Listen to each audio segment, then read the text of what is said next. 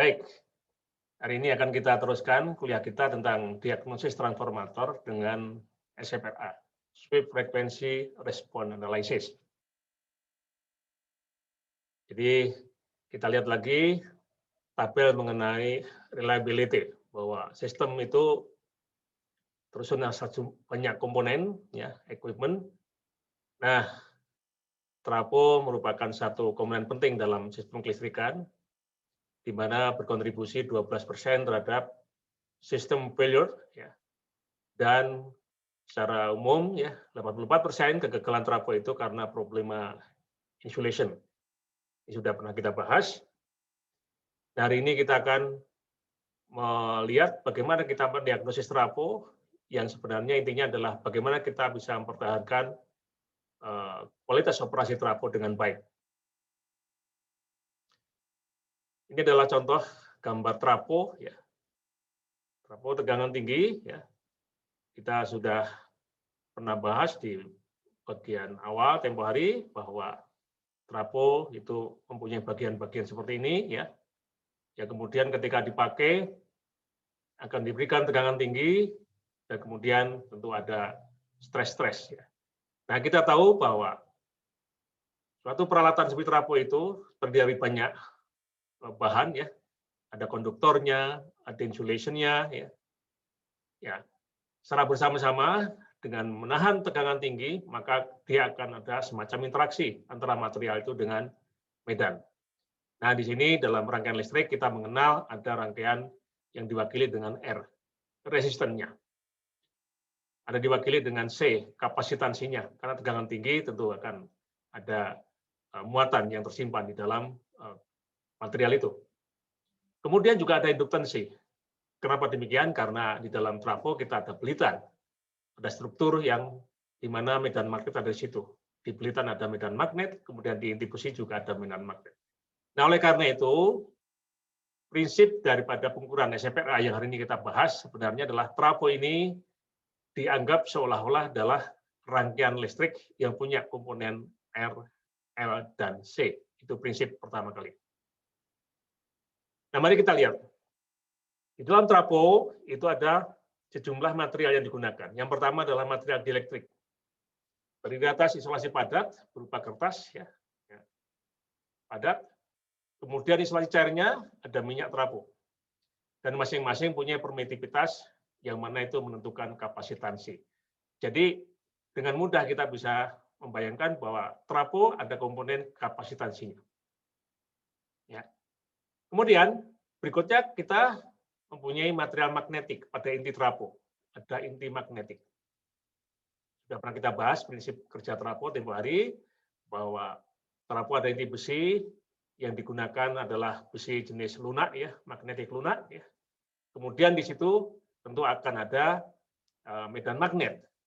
Nah, interaksi medan magnet dengan material di sekitarnya itu akan membentuk suatu besaran yang kemudian kita definisikan sebagai induktansi.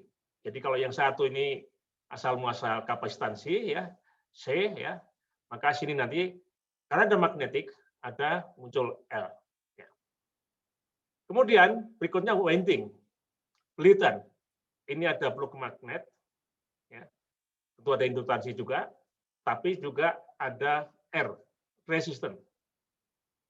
Ya, ada resistansi di sini, ya. Dan kemudian juga R itu bukan hanya dari sini, dari isolasi juga ada R-nya. Ya, jadi R-nya berasal dari beberapa material, kemudian L-nya juga kombinasi beberapa material, di belitan ada, di inti ada, kemudian R-nya sendiri juga berasal terutama dari winding, tapi juga dari material insulation juga ada.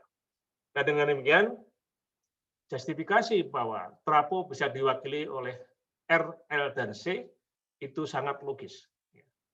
Sangat logis, dengan sangat mudah dipahami. Nah, kemudian apa sebenarnya SFRA? Jadi SFRA ini adalah suatu diagnosis trafo yang dilaksanakan secara offline. Offline, ya. Offline. Jadi ini SFRA itu Sweep Frequency Response Analysis. Ya, ada kata-kata sweep. Artinya bahwa frekuensinya ini digeser dari frekuensi rendah sampai frekuensi tinggi. Pengukurannya offline. Artinya kalau trafo tegangannya misalnya 150 kV, tentu ketika pengujian SFR, kita harus dicabut dari tegangan operasinya. Kemudian untuk testing ini digunakan tegangan rendah saja, tapi frekuensinya diatur dari frekuensi rendah sampai frekuensi tinggi. Maka ada istilahnya sweep dan tegangannya rendah. Nah, kemudian di sini tadi disampaikan bahwa trafo dipandang sebagai rangkaian listrik dengan impedansi kompleks.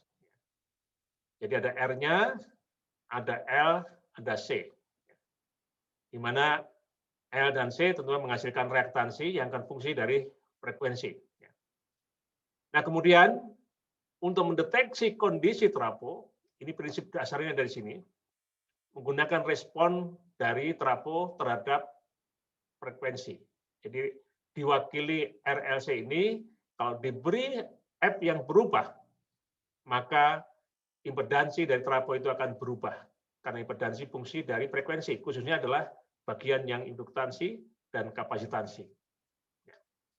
Nah, respon dari trafo yang diwakili oleh RLC inilah kemudian terhadap frekuensi yang diubah dari rendah sampai tinggi, itu menjadi sidik jarinya, ya, fingerprint. Jadi spesifik untuk sebuah trafo. Ya. Selama tidak ada perubahan RLC-nya, maka respon terhadap frekuensinya akan konstan. Nah, sebaliknya yang diberi merah ini, kalau terjadi perubahan respon terhadap frekuensi, itu menandakan terjadi perubahan komponen RLC. Ini prinsip dasar operasi SFRA.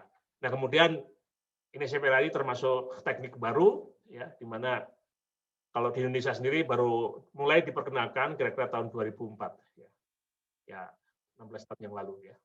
Belum lama, ya, dibanding alat-alat ukur yang lainnya, yaitu sudah puluhan tahun yang lalu, bahkan sejak lama sekali. Nah, impedansi kompleks dari trafo tentu mengikuti impedansi kompleks yang pernah kita pelajari. Kemudian Anda lihat bahwa bagian yang suku kedua dan ketiga ini fungsi dari frekuensi. Impedansi akibat induktansi dan impedansi akibat kapasitansi. Ini merupakan fungsi dari frekuensi. Sehingga kalau frekuensinya berubah, impedansi ZW juga berubah. Nah, kemudian kalau frekuensi kita ubah-ubah, ini kalau kita atur lagi sebenarnya yang paling kanan bisa berubah menjadi minus, ya, J per omega C. J-nya dipindah ke atas menjadi minus. Ya. Maka komponen reaktansi J omega L min, ya, J per omega C ini nanti ada suatu saat di mana besarannya saling menghilangkan. Frekuensi saling menghilangkan. Nah, frekuensi yang menyebabkan komponen omega L sama dengan 1 per omega C, itulah namanya frekuensi resonansi. Ketika terjadi pada saat frekuensi resonansi itu, maka impedansi itu hanya ada komponen R saja. Nah, karena ada R saja, menghasilkan suatu respon yang nanti spesifik. Terjadi peak, ada peak resonansi. Jadi prinsip kerja SFRA adalah dengan dirubahnya frekuensi, maka terjadi perubahan impedansi, dan kemudian akan ditemukan namanya frekuensi resonansi. Ya. Ketika, ya, Z sama dengan R saja, komponen reaktannya hilang. Ya. Omega L sama dengan 1 omega C. Nah, kemudian ini rangkaian biasa, ya, rangkaian listrik biasa. Nah, itu ada namanya transfer function, di mana output dibagi dengan input, ini transfer function. Itu secara umum kita bisa lakukan seperti ini. Dan trafo pun juga kita bisa modelkan dengan model-model yang mirip seperti ini. Nah, jadi kalau kita gambarkan dengan skema yang lebih mudah dipahami, ya. Pertama ini kita punya trafo. Yang tadi kita gambarkan ada trafo, ada inti besi, ada winding, ya, pelitan, ada isolasi utama, ya, minyak dan kertas, dan tangkinya. Ini kita wakili dengan RLC. Ya. Jadi ada black box trafo itu seolah-olah di dalamnya ada RLC. Nah, kemudian SFRA itu prinsipnya kita punya alat, ini alat uji SFRA. Ini kan menghasilkan tegangan rendah, sinyal tegangan rendah yang frekuensinya bisa diubah dari frekuensi rendah ke frekuensi tinggi. Jadi ini akan diinjekkan ke trafo menjadi input. Tegangan sebagai frekuensinya ini variabel. Katakanlah tegangannya berapa volt, tapi frekuensinya kita atur dari beberapa hertz sampai dengan ordo tinggi, kilohertz, ratusan kilohertz. Nah, outputnya berupa respon, yang tadi transfer function tadi. Nah, responnya seperti pada kurva seperti ini. Ini tipikal kurva untuk SFRA. Jadi, pengukuran seperti itu. Nah, kurva ini ya, selama trafo atau RLC-nya tidak berubah, maka gambarnya ya akan konstan, tidak berubah. Kenapa? Karena dia sidik jarinya seperti itu. Nah, kalau seandainya ketika diukur ternyata berubah, ya berubah kurvanya ini ya, kurvanya berubah, itu menandakan terjadi perubahan apakah R-nya atau L-nya atau C-nya atau banyak yang berubah. Perubahannya sama-sama. Nah, dengan filosofi seperti ini, maka kemudian mudah dimengerti bahwa SFRA ini metode diagnosis trafo yang cocok untuk mendeteksi adanya perubahan RLC di dalam trafo. Nah, gangguan apa yang merubah RLC dalam trafo? Itulah yang bisa dideteksi dengan SFRA. Nanti kan kita lihat apa saja yang kira-kira bisa mempengaruhi terjadinya perubahan RLC. Nah, ini gambaran lagi. Jadi kalau frekuensinya ini kita atur, begitu akan terjadi respon yang berubah-ubah. Maka daerah peak seperti ini, ya, ini berarti menandakan adanya resonansi. Ya, resonansi. Sehingga outputnya, magnitudenya itu tinggi. Ya. Kalau transfer function itu maksimum terjadi ketika pada saat resonansi. Ya.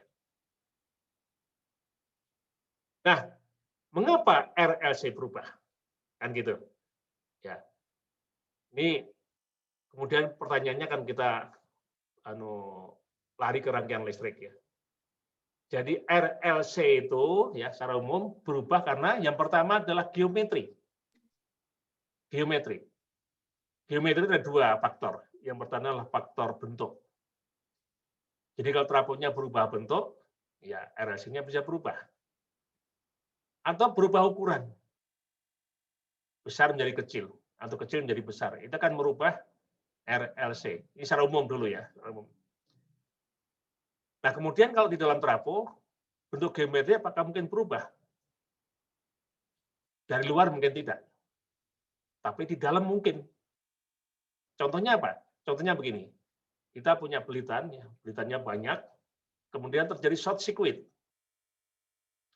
Yang semula belitannya katakanlah 1000, ternyata yang 200-nya short circuit, tinggal 800. Itu sebenarnya sudah mengubah bentuk ataupun ukuran. Tapi dari luar tidak kelihatan, tapi di dalam berubah. Sehingga itu merubah RLC-nya.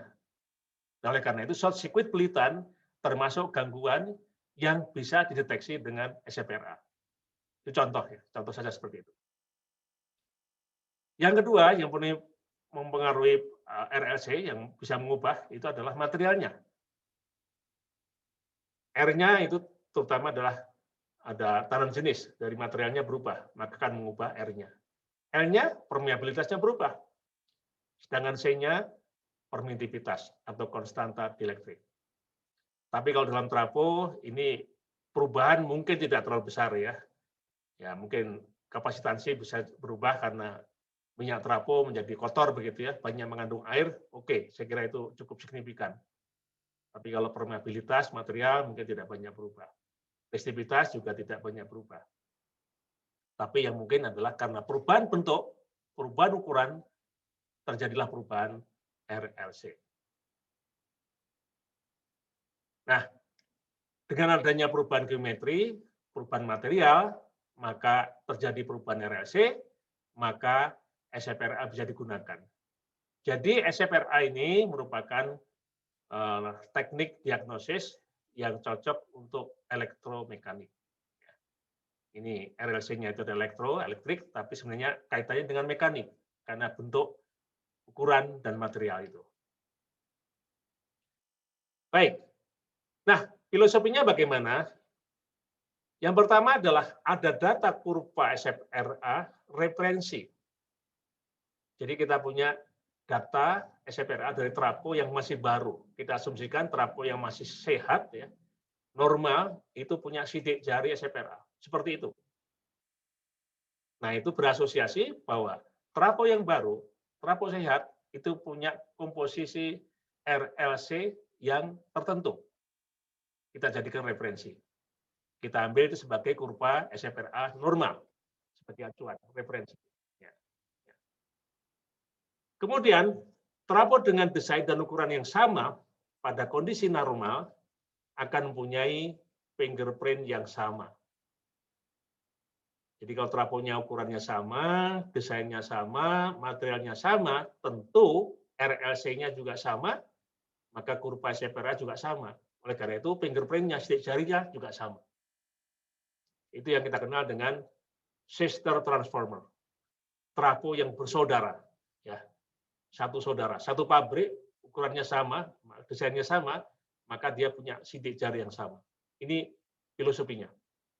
Kemudian, bila hasil pengukuran SFRA sama, ya, ini menandakan, ya, kalau ini kita dapatkan sama, maka trafo normal dari sisi RLC. Tentu mungkin ada ukuran yang lain, ya. Dari sisi yang lain mungkin ada perubahan, tapi tidak bisa dideteksi karena ini SFRA mendeteksi karena perubahan RLC. Nah, kemudian kalau ada pengukuran SFRA terjadi perubahan dari kurva tadi, maka berarti ada dugaan terjadi perubahan RLC dan itu perlu pengujian lebih lanjut. Jadi secara mekanik ada perubahan, ya, karena RLC itu tadi terkait dengan mekanik, ya, geometri, bentuk, dan juga materialnya. Nah, dalam hal ini yang banyak dibahas, perubahan RLC pada trafo itu bisa terjadi karena short circuit. Short circuit pada belitan, ya. Jadi belitan yang semula tadi 1000 menjadi 800, maka itu akan merubah R-nya, merubah L-nya, merubah mungkin juga C-nya. Ya. Kemudian buckling, itu bentuk, ya. Buckling itu jadi penyok. Jadi belitannya penyok. Nah, itu akan merubah besaran RLC. Terjadi pergeseran belitan. Belitannya geser. Mungkin jumlah belitannya tetap 1000, ya, tapi geser. Maka yang berubah kemungkinannya adalah L dan C-nya. R-nya mungkin konstan karena tidak ada yang short circuit. Terjadi pergeseran inti, maka ini kemungkinan besar akan merubah L-nya karena komposisi fluksi magnetik akan berubah. Maka L-nya akan berubah. Dan kemudian bisa juga perubahan serius dari dielektriknya. Kertasnya sudah sangat kotor, minyaknya sangat kotor. Nah, itu bisa mempengaruhi besarnya RLC-nya. Jadi ini contoh, ya, real pada trafo yang bisa merubah RLC dan berarti pula bisa mengubah profil dari kurva SFRA. Nah, ini contoh buckling itu begini. Jadi ada gaya ke dalam sehingga belitan itu menjadi penyok, ya. Sedangkan kalau ini, ya, hub ini ada gaya ke samping jadi geser begitu, ya. Ini juga bisa mengaruhi besarnya L. Nah, biasanya, ya, secara umum, ya, SFRA dilakukan di mana, begitu, ya. Ini secara praktis biasanya di factory testing.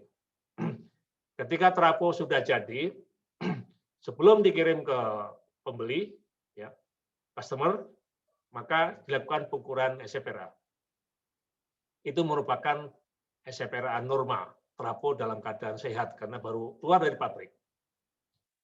Nah, kemudian trafo ditransportasi dari pabrik menuju lokasi penggunaannya, dipasang, diinstalasi. Ya.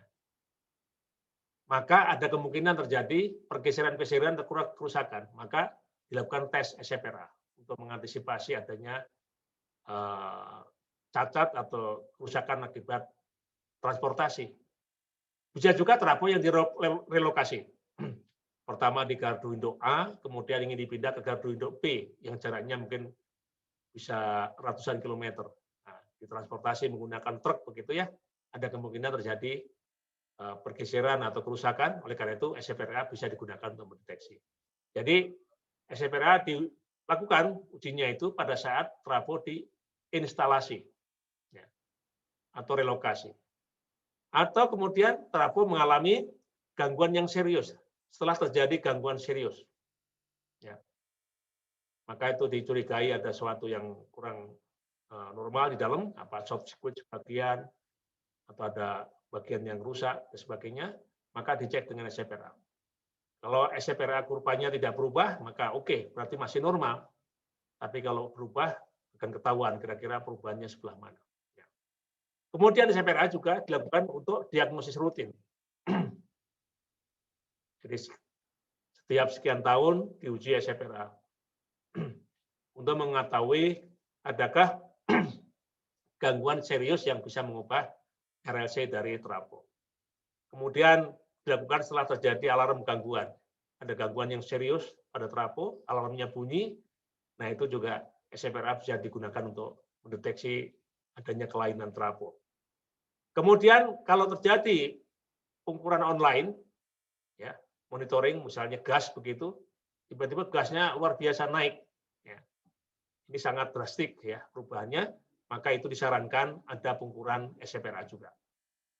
Kemudian juga setelah terjadi hasil ukur yang sangat berubah, jadi pengukurannya offline, tapi hasilnya mencurigakan, sangat drastis perubahannya, maka SCPRA bisa dilakukan. Contohnya misalnya ada kapasitansi dari Blitan berubahnya drastis dengan alat ukur kapasitansi biasa.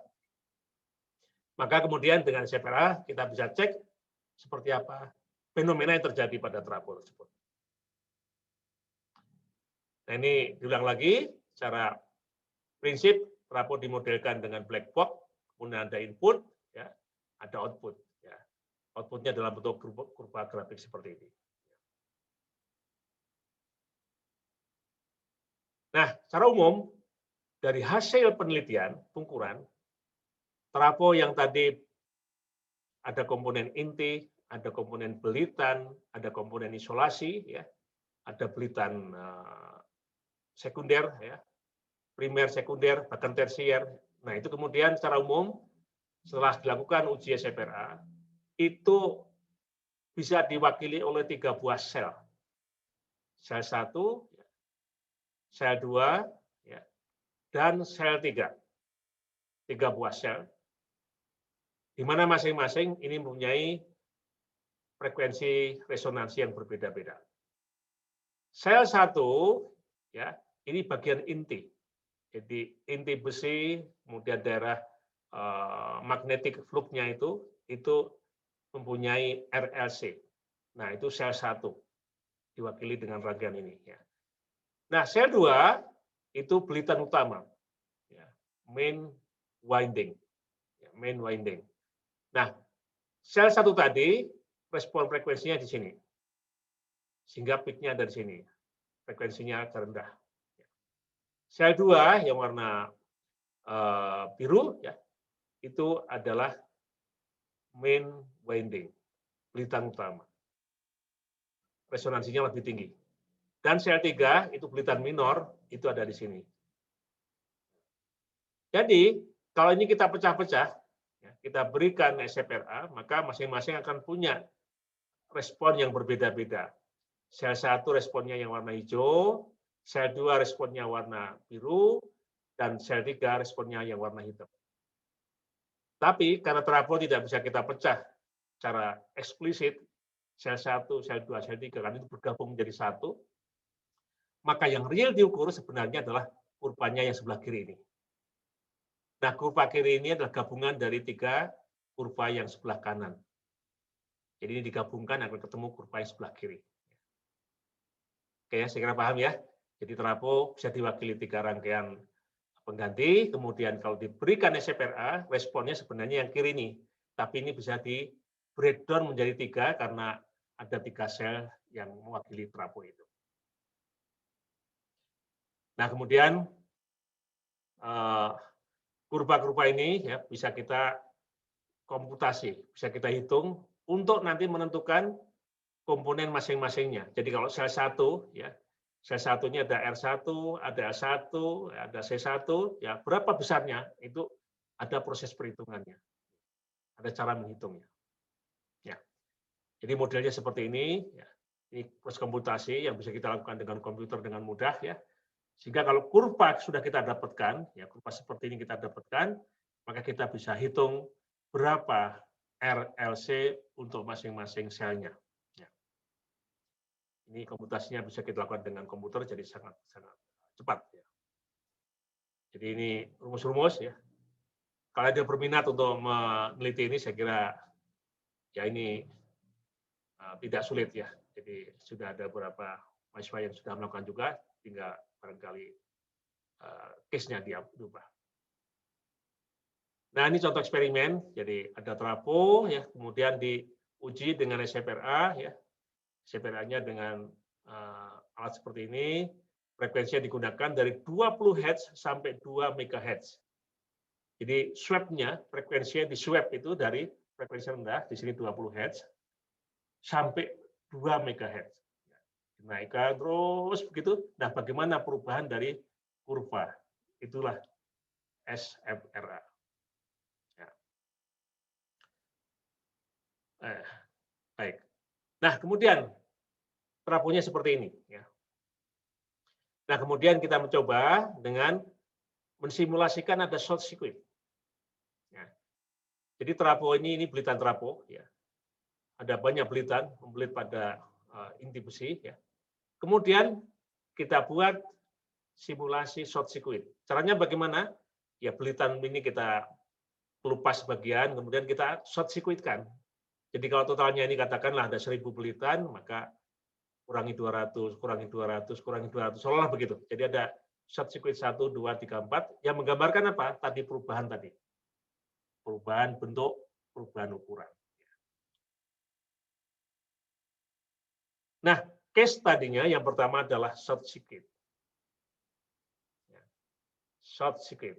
Seperti apa perubahan kurva SFRA-nya? Ini kita ingin cek. Kemudian berikutnya adalah axial displacement. Ini belitan yang bagus ini kan nyambung ya, Anda lihat nyambung begitu ya. Tapi ini ada axial displacement. Ini dari mesinnya ini di sini, tapi dia ke bawah, bergerak ke bawah. Ini kalau orang Jawa mudah mengatakannya ini ya. Ini kalau bahasa Jawa namanya melotrok ya, melotrok. Kalau anak kecil katoin melotrok gitu ya. Ini trafo juga begitu. Ini axial displacement, melotrok. Jadi belitannya ke bawah begitu ya. Nah, kemudian ada case yang berikutnya adalah trafo yang direlokasi. Tadi kan salah contoh SFRA perlu dilakukan itu kalau ada trafo direlokasi, dipindah tempatkan. Kebetulan ada kasus trafo dirubah dari Kosambi baru ya, dipindahkan ke Cianjur. Jadi ada proses transportasi, kemudian ingin mengecek terjadi perubahan dari RLC-nya tidak dengan cara uji SFRA. Nah, jadi eksperimennya tadi ada short circuit, kemudian ada pergeseran disk, nah kemudian ada buckling, penekukan. Jadi mesinnya ini lingkaran penuh gitu ya, tapi kemudian ini tadi ada gaya ke dalam, maka melengkok ke dalam. Anda lihat ini belitannya melengkok ke dalam ya. Kita kenal dengan buckling. Normalnya begini, gangguan 1 short circuit, gangguan 2 pergeseran dari disk yang melotrok tadi ya, yang ketiga ini buckling. Nah, kemudian kita lakukan uji SFRA untuk masing-masingnya seperti apa kita bandingkan. Ya. Nah, ini adalah kurva SFRA untuk trafo normal. Ya. Jadi kurvanya magnitudenya seperti ini. Ya. Kemudian kalau kita lihat impedansinya begini. Nah, kemudian dari yang ini kita lakukan komputasi yang dengan model tadi. Kurva ini kita modelkan ya, dengan 3 buah sel tadi. Ya. Akhirnya ketemu. Jadi untuk trafo normal, RLC-nya bisa kita hitung di sini, sel 1, sel 2, sel 3. Ada di sini, dan masing-masing punya harga. Harga R-nya, harga L-nya, harga C-nya. Nah, angka-angka ini menunjukkan komponen RLC trafo dalam keadaan normal. Itu yang kita kenal dengan sidik jari. Jadi sidik jarinya bisa kita lihat dari kurvanya, ya, kurvanya kita lihat seperti ini normal, begitu ya. Atau kita lihat angka dalam tabel, maka angka RLC-nya normalnya seperti ini. Begitu. Nah, kemudian karena tadi kita bikin case beberapa untuk kondisi gangguan, yang pertama kita lihat short circuit. Short circuit, ya, seperti apa? Nah, pertama kurva normalnya adalah ini, norma yang merah ini. Nah, ternyata short circuit terjadi pergeseran ini ke sana, cukup jauh. Ya. Gambarnya ya, sidik jarinya berubah, ya, terutama di frekuensi rendah. Nah, kemudian kurva ini kita hitung komponen RLC-nya dengan 3 sel tadi, ketemulah yang di bawah dalam tabel ini. Nah, kita lihat yang hijau ini adalah angka-angka tadi yang kita turunkan RLC untuk trafo normal. Ya. Nah, kemudian short circuit yang levelnya berbeda-beda, ini short circuit-nya 1, 2 digabung, ini 2, 3 digabung, gitu ya, 3, 4 digabung. Jadi terjadi short circuit yang case-nya kita ubah-ubah. Nah, kemudian dari sini kelihatan ya bahwa terjadi perubahan. Jadi misalnya kita R-nya R1 normalnya 299. Ternyata short circuit menjadi kecil sekali, hanya 40-an. Nah, ini kan kembali ke tadi kan asumsi awal. Short circuit itu akan memendekkan belitan. Otomatis R-nya pasti turun kan gitu ya. Nah, ternyata ini benar adanya. Jadi dengan kita short circuit, belitannya pasti berkurang, maka R-nya turun. Ternyata betul, turun drastis. Dari kira-kira 300 menjadi 30-nya. Ya, tinggal 10%-nya kira-kira. Ya. L-nya juga begitu, L1 turun drastis. Ya. Dari 5 menjadi kecil. Sangat logis. Kenapa? Karena sebagian short circuit. Induktansinya kan jadi nggak berperan. Ya. Dan seterusnya. Ya. Tapi ini C-nya malah naik. Ya. C-nya naik. Ya, itu bisa juga dimengerti. Karena berarti ada focusing dari medan listrik hanya pada daerah yang sangat sempit, sangat kecil. Ya. Ya. Ini menjadi C-nya naik. Nah, kemudian pada daerah sel 2, sel 3, apalagi sel 3 ini praktis tidak berubah. Ya, sel 2 berubah sedikit. Nah, kemudian kita lakukan dengan cara pembandingan secara persentase. Nah, kemudian dengan mudah kita lihat terjadinya short circuit ternyata terjadi perubahan yang sangat besar pada sel 1.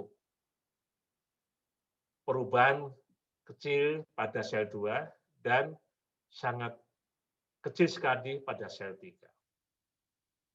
Memang kita bisa bertanya, sel 1 tadi mewakili daerah inti, ya, tapi kenapa ini perubahannya menjadi besar? Iya, karena dengan short circuit, maka transformasi flux magnetik menjadi terganggu. Maka itu mengganggu semuanya. Ya. Komponen pada ekivalen inti trafo. Nah, kemudian ini axial deformation yang tadi pelitannya melotrok begitu ya. Nah, ternyata kalau dari sidik jarinya fingerprint tidak begitu kelihatan. Tapi kita waspadai ini di daerah sini. Ya, ini terjadi perubahan lumayan ya. Oleh karena itu kita zoom ya akan kelihatan. Ya, kelihatan. Ini besarnya memang tidak sangat drastis seperti yang tadi perubahannya, tapi akan kelihatan. Nah, kelihatannya nanti dengan membandingkan dalam bentuk persentase. Nah, seperti ini. Nah, setelah kita zoom, ya, pada sel 2 terjadi perubahan seperti ini. Normalnya yang merah, kemudian yang lain ini yang kurang normalnya. Jadi, kalau terjadi axial deformation, sel 1 praktis tidak berubah. Sel 3 juga tidak berubah, tapi sel 2. Karena ini main winding saja. Main winding saja terjadi perubahan, itu pun juga tidak terlalu serius. Perubahannya ya ordernya ini 10-20% kira-kira ya. Sedangkan yang lain ini di bawah 10%. Ya. Itu dari kurva kita bisa memberikan tafsiran seperti itu. Kemudian yang berikutnya, ini kasus menarik ketika terjadi relokasi trafo dari Kosambi Baru ke Cianjur. Ya. Kemudian diuji, ya. Kosambi Baru yang merah. Ya, ini. Ternyata di Cianjur diuji terjadi pergeseran. Ya. Nah, waktu itu orang PLN sempat bingung, loh, ini berarti ada kerusakan selama perjalanan, begitu. Ya. Tapi ternyata ya bukan begitu. Yang terjadi adalah karena sebelum melakukan uji SFRA, rupanya tim sudah melakukan uji dengan tegangan DC, yaitu mengukur tahanan isolasi. Jadi menguji dengan DC dulu. Ya. Karena dengan DC terjadilah magnetisasi inti. Nah, walaupun tegangannya diambil, kalau inti sudah dimagnetisasi, itu tidak langsung menjadi nol. Ya. Ada namanya magnetic remanency, hilang, tersimpan. Nah, oleh karena itu, seolah-olah ada gangguan pada daerah inti, pada daerah frekuensi rendah. Ya. Padahal tidak. Nah, kemudian itu diuji, dan setelah itu setiap ada perubahan waktu, jadi sekian lama diuji lagi. Akhirnya ada kesimpulan bahwa seandainya dilakukan uji DC, kemudian dilakukan SFRA, maka seolah-olah trafo mengalami short circuit, terjadi gangguan pada frekuensi rendah. Karena ada fluksi yang remanen pada inti besi. Oleh karena itu, kesimpulannya di sini, ya, kalau kita melakukan uji DC, ini yang paling bawah ya, maka uji DC itu harus dilakukan setelah menguji SFRA. Tidak boleh dibalik. Kalau kita menguji SFRA setelah pengujian DC, maka sangat besar kemungkinan hasil kurva kita itu salah. Kenapa? Karena pada trafo, pada intinya masih mengandung remanensi. Ada magnetik sisa yang menyebabkan itu perubahan komponen RLC, terutama pada sel nomor 1. Nah, ini untuk SFRA ini memang tidak ada standar yang sangat-sangat bagus, tapi IEEE sudah mengeluarkan, ya, tipikal. Ya. Jadi contohnya ini kalau ada short circuit ya seperti apa begitu. Jadi pada daerah frekuensi rendah seperti ini. Referensinya adalah yang putus-putus, terjadi radial movement, itu yang sulit ya. Itu terjadi radial movement. Ya. Nah, ini adalah IEEE standar nomor C57-149-2012. Nah, ini saya minta Anda semua bisa mendownload ini standar IEEE kaitan SFRA. Nah, nanti ada tugas Anda membuat resume dari standar ini. Ya. Anda bisa membuat resume kalau Anda sudah baca. Gitu ya. Jadi sebenarnya inginnya supaya Anda membaca, tahulah sekilas mengenai standar IEEE berkaitan dengan SFRA. Nah, kemudian kalau kita sudah menguji SFRA, tindak lanjutnya bagaimana? Maka yang pertama, bila tidak ada perubahan kurva SFRA, maka trafo aman. Jadi sudah lupakan, trafo gunakan seperti biasa. Aman trafonya. Nah, bila ada perubahan kurva SFRA, ya, kemudian perkirakan jenis kerusakannya apa? Dengan tadi ya, dengan data tadi, kalau begini, nah kira-kira terjadi kerusakan seperti apa? Ketidaknormalnya seperti apa? Nah, silakan diinterpretasikan. Nah, kemudian perlu melakukan pengujian yang lain, karena biasanya SFRA itu menjadi uji tambahan. Ya. Perlu pendalaman lagi, ya. Perlu pendalaman lagi dengan cara yang lain. Ya. Bisa DGA, bisa yang lain. Baik, saya kira ini adalah kuliah kita berkaitan dengan SFRA. Ya. Nanti saya kira akan kita lanjutkan dengan diskusi. Ya. Barangkali saya akhiri dulu kuliahnya. Ya. Terima kasih. Assalamualaikum warahmatullahi wabarakatuh.